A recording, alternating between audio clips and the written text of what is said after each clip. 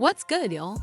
Welcome back to Urban Pulse, your premier destination for all things hip-hop, celebrity culture, and the stories behind the headlines. If you're new here, smash that subscribe button and ring the bell, because today, whoa, the tea is piping hot.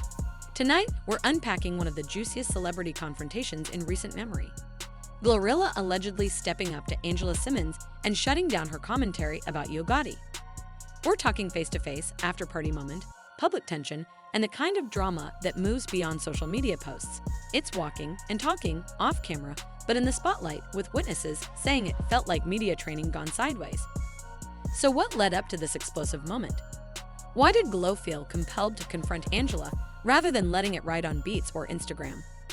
On the flip side, what did Angela say or not say about Gotti to spark this? And how does this moment reflect larger conversations about loyalty, truth, and boundaries within celebrity circles, and especially the hip-hop world? Today we're going to lay it all out, from the past couple's fairy tale relationship to the fiery aftermath and the social media spin, giving it that Urban Pulse deep dive treatment. Let's break it down. To fully understand the tension, we've got to revisit the beginning.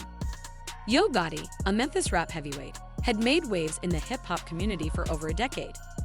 Back in 2015, during the viral success of Down in the DM, Gotti rapped about chasing after Angela Simmons, daughter of Joseph, Rev Run Simmons, and a television/media personality herself. He rapped lines like, "Angela Simmons, man, I got a crush," and suddenly, fans were hyped. That moment opened the door to public speculation. Were they really something? Was this real or just bars? Fast forward to 2016 to 2017. It was more than just rap verses. Rumors emerged, visuals of late-night dinners, paparazzi snaps by one another, and Gotti literally declaring on social media, blessed to be with Angela. There were glimpses of Instagram lives together, walking red carpets, sharing at awards, private snaps, all feeding the narrative of a real-life couple, far beyond just lyrics.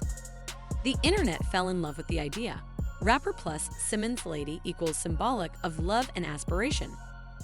Then came 2021 to 2022.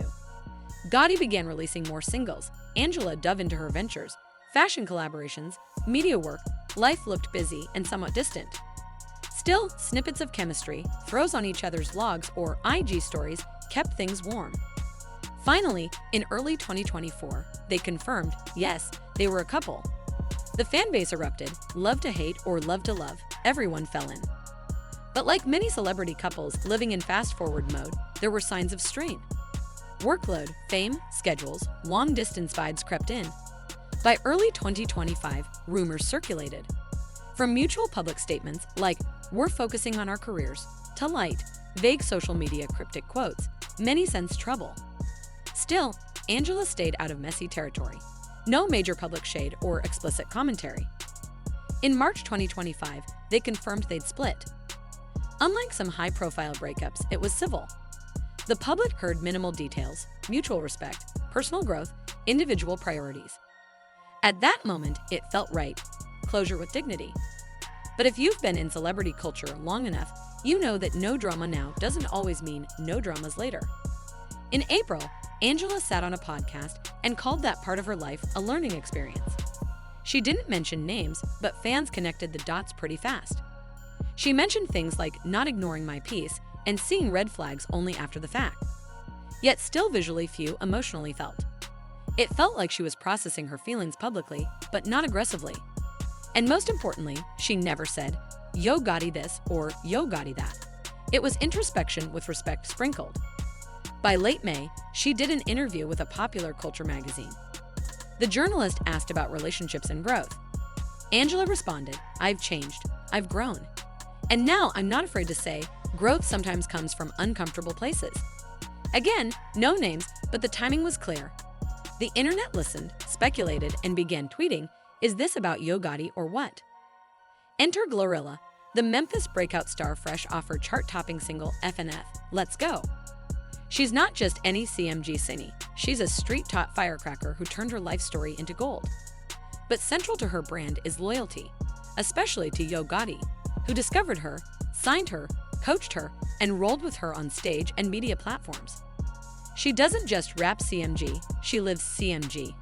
She shouts out Gotti, CMG artists, family, she respects the lineage. You can't mention that team without hearing Glo in the mix, protecting that integrity. Come late May, just after Angela's The Relationship Is Over interviews, Glo catches wind. She's backstage at a performance when media outlet asks, "What do you think about Angela's story?" Glo's response, "Everyone gotta tell their story, but do it with respect. Come correct." Headlines go, GloRilla urges respect on breakup commentary. It's not an attack, but it's definitely protective. So it's clear, when Glo sees Angela's subtle commentary rolling out on interview threads, it ain't just press echo. Fans tag Glo in comments like, "Hey, what's your take?" Some look for a clapback. Generally, Glo doesn't engage much, but this feels different. She's protective, real. That loyalty quickly escalates because in hip-hop, family stands with family, even if that family is from a record label.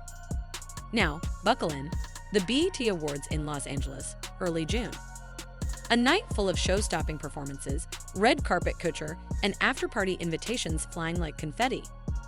According to sources who attended the after-party at a downtown rooftop lounge, Angela Simmons arrives early, looking composed, semi-private. She greets a few friends, keeps to the lounge, engages in a few small talk moments. Diverted from cameras, but still there. Later in the evening, GloRilla arrives. Music's pumping, glasses clink, cell phone cameras flicker. People say Yo Gotti is offstage at the moment, chatting privately. Glo walks by Angela, they lock eyes, brief nod and glance. No smiles, but no fight yet. A moment later, an eyewitness says Glo pulls Angela aside near the drinks area. Someone else whispers, "Here comes the moment." Tone shifts, people watch. Witnesses, artists, influencers, paparazzi, say Glo calmly but firmly delivered a message. "You gotta drop Yo Gotti. Don't keep writing this storyline. Don't use him for traction. He's off the books. You had your moment. This is his name, his legacy." Angela reportedly responded, surprised, and said, "I didn't even call him by name. I'm just answering questions." The tone reportedly sounded more tense than dramatic. No shouting, no physicality, just firm pushing, measured words, but electric atmosphere. Onlookers note Angela went quiet, processing. Music was slightly muted in memory. Drinks paused mid-conversation. According to sources, the moment lasted about 90 seconds. When it ended, Glo walked off, eye contact maintained, and Angela stayed at the spot, deep in thought. Everyone felt it. Camera flashes captured it. Some online outlets caught wind and began posting teasers like GloRilla confronts Angela Simmons, fueling speculation ahead of official reporting. Those in the lounge are still talking about it. Okay, so what does it all mean? Let's analyze. Because this isn't just a dramatic moment for cameras. It's a clash of two modes of public life. On one side, loyalty, especially in hip-hop culture, is critical. Loyalty to whoever had your back, even post-breakup, is sometimes harder than loyalty to yourself. For Glo, words travel, labels and associations travel. A suggestion that Yo Gotti ever acted wrong. That misstep impacts more than one person. And if Angela's words get traction in press, what does that do to brand cohesion, perception, and even chart potential? Glo's move could be seen as protective risk management. On the other side, freedom to self-define after public breakup. Angela, raised in media environments since her early days on Run's House, understands narrative control. Speaking on lessons learned or trauma, not dissing, just processing, is her right. If every public figure got shut down any time they reflected on relationships, would we lose introspection moments across pop culture? That's equal value. So what we have here is a microcosm of generational and industry tension. Loyalty to team versus individual narrative autonomy. Brand protection versus soul-searching vulnerability. This isn't just hip-hop gossip. It's discourse on power dynamics in public storytelling.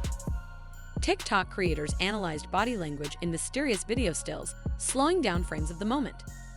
Some said Angela's expression looked regretful. Others said Glo looked calm, collected, the bookshelf mode of real talk. Fan accounts and micro-crews popped up, Team GloRilla, Team Angela, and Team Peace, calling for fairness, respect, maturity. Influencer interviews followed. Some said Angela oversharing triggers more speculation. Others said it's just pain talking. Maybe both parties wanted to pivot narrative control, Angela to personal journey, Glo to preserve the narrative of respect for Gotti. Now, Everyone's asking, what's next? Will Angela respond? Will Glo follow up publicly? Will Gotti say anything? As of today, June 16, 2025, no statements from either. But you know the playbook. Angela could post an emotional reflection IG caption. Glo might spin back with a tweet or studio shot soundbite. Gotti? He's known to stay silent, but maybe he'll cameo on a track or late-night feature to shift the narrative. Even more interesting, producers, labels, or brands could intervene. A label may ask for public statements to protect investor relations, or managers may decide it's actually an opportunity for music promo, storytelling, call-ups. Drama equals attention, and attention equals streams, after all. Not saying it's shady, just industry.